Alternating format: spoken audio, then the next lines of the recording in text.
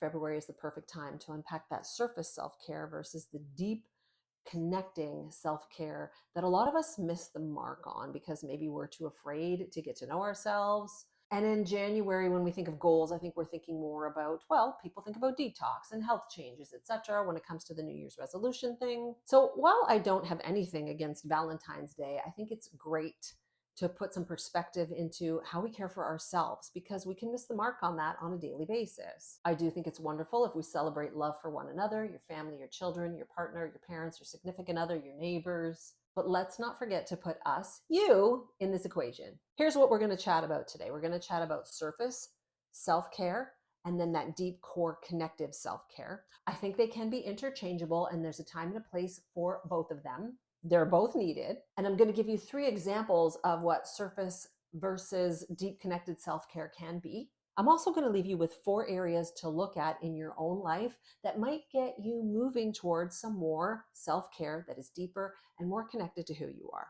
If you have someone younger in your life, I hope you share this video with them, because these are things that I wish someone shared with me when I was in my 20s. And I'm telling you, if they did, my life would look a lot different. But as they say, hindsight is 20/20, and that's kind of what happens. We learn as we go, and all of our experiences make up who we are.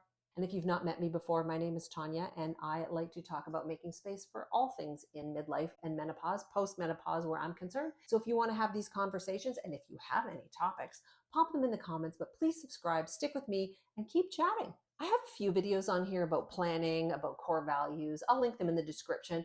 And really, I feel like when I talk about this stuff, it's boring to a lot of women.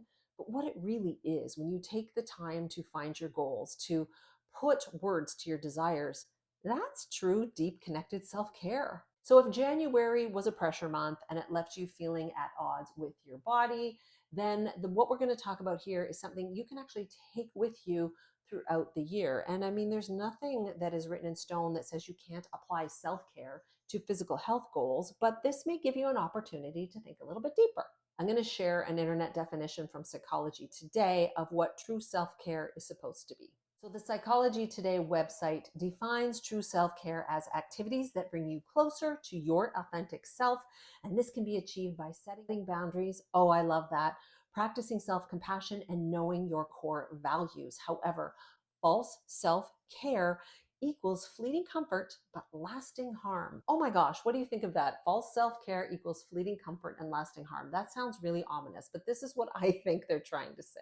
I think when they're saying that false self-care, what I think of as surface self-care, is some of the things that we do that distract ourselves from facing hard things, maybe our emotions, tasks that we don't want to complete, conversations we don't want to have.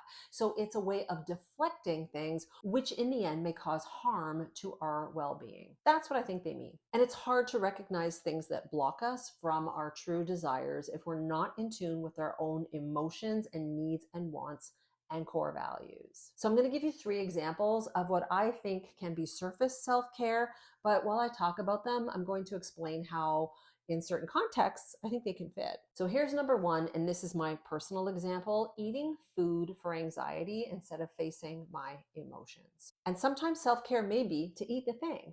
When you're tuned into your body, when you consciously know the reasons why you're choosing food instead of mindlessly eating, that can be an act of self-care. That can be the choice to sit on the couch, pop all the popcorn, and watch 25 episodes of whatever it is that pleases you. Sometimes we need that kind of self-care. And I think that's surface self-care to some degree. I know I'm going to have somebody disagree with me. That's okay. But what I'm saying is, when I do this because I feel sorry for myself, or I can't face the outside world, or there's another emotion happening, then that becomes a little more surface or false, because I'm not actually facing the thing that's blocking me. Number 2 is going to an event because I'm people pleasing, because I'm doing what is expected of me, and I don't really want to go. Sometimes we have to do things to compromise in relationships, to have reciprocal friendships. We have to go and do the things that maybe we don't always want to do, and that can include family. And there's times when we know that we may feel low, but when we push ourselves to go out the door, we're going to feel better.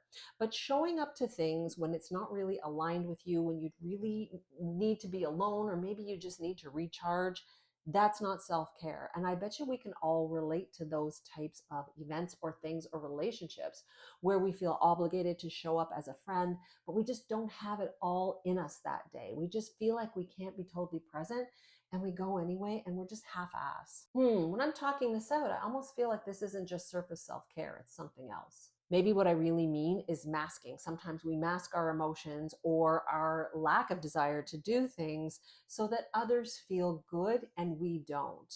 That's not self-care, and that may be a little bit of surface self-care in that. You're going to let me know if you think I'm totally off base here. Let's go to number 3, focusing on the outside versus the inside. I have to talk about this because as women, we're pressured to look a certain way, no matter our age, and we can have a lot of disconnect with this. We can be keeping up appearances even though it's not something we really want. This includes and isn't limited to the hair, the nails, the makeup, weight, clothing, cars, etc. I think your friend group can definitely influence this.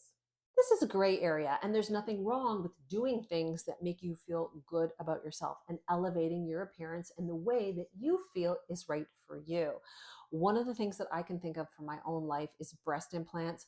I got breast implants because I did not feel good about my body. And so here's a gray area. Should I have worked on my body image issues? Probably.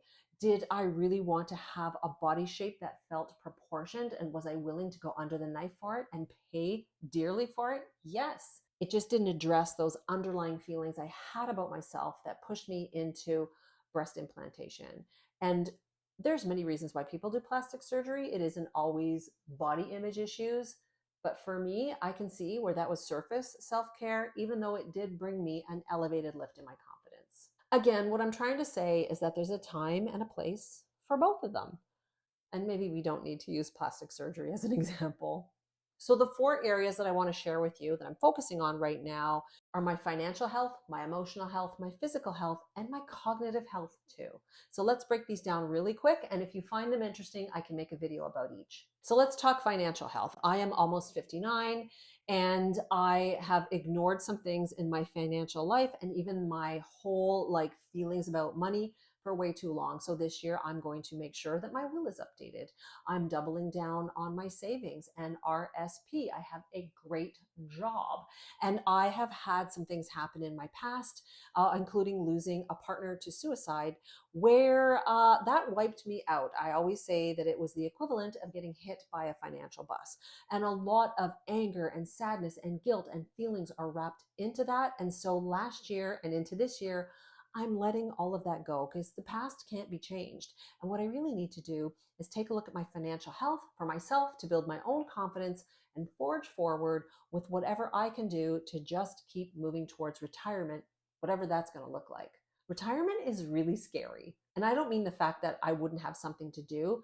It's the financial implications of not being able to work, deciding not to work, or the worst thing ever is being too sick to work and take care of myself. So I'm putting things into place where I feel more healthy in my financial life. Let's talk about that emotional health. That was number 2. I'm in a space where I've been doing a lot of therapy over the last year where I can put some of the feelings of grief behind me. And it's funny to say that. I think if you understand this perspective, I am in a new relationship and I have been for 20 years. So this happened a long time ago. But grief is not something that goes away. It's something I always think of as like picking up off a shelf sometimes, and it can feel really fresh and new, or you can look at it and think like, wow, that was so long ago. Like it almost feels like it happened to another person.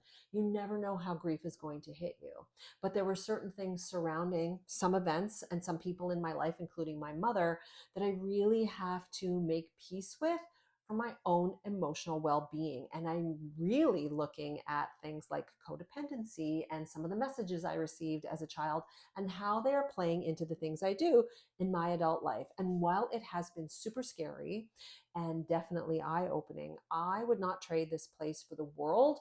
I feel way more emotionally healthier, and I know it's only going to get better. It's not going to be a linear path. There's hard times ahead dealing with this stuff, and we always take a few steps back and take a few steps forward. That's change, but I'm not afraid to do so anymore, and I'm excited to keep moving on my emotional health. Number three is my physical health. If you caught my midlife crisis video or even the upcoming video that I'm going to make on chronic pain, if you catch that, so you have to subscribe so you get a notification, my physical health hasn't been great. And I have had chronic knee pain. I have stage 4 osteoarthritis. I'm trying to, not really that I want to, stave off a knee replacement. I would like to have that done, but there's some criteria you have to meet here in the province that I live in, meaning you got to be pretty bad to get it done. And it's a really hard surgery, so I get that. But I'm trying to do all the things to protect my muscle mass, my bone health, but even things that I never thought would happen to me, and they have because of menopause, blood sugar issues, and even cholesterol issues, despite what I thought was generally a healthy diet.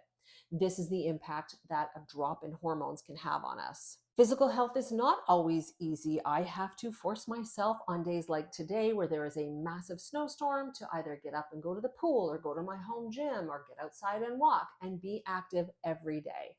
And I'm doing that by setting all these quiet goals for myself. The last area I'm going to talk about is my brain, my cognitive health. I don't have a history of cognitive issues, dementia, Alzheimer's, physical areas like stroke and cancer, but I do worry because I work on a laptop all day long and I have to be on social media for my job.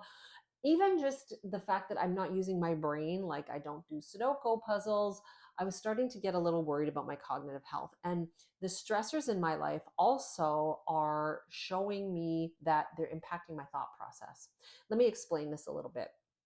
When I get really wired up and anxious, I don't think clearly. And I think that's normal for a lot of people. But I also was in a state of higher anxiety, moving too fast. And I made a commitment to myself in December to rest, to slow down, and to read more. So right now, reading is one of the things that I'm doing for my cognitive health. And I'm not just reading nonfiction, I'm reading fiction, which I haven't done in a long time. I mean, I love a lot of information and nonfiction books, but I'm reading fiction, and that's good for my emotional health as well. So all of these things can really interplay together.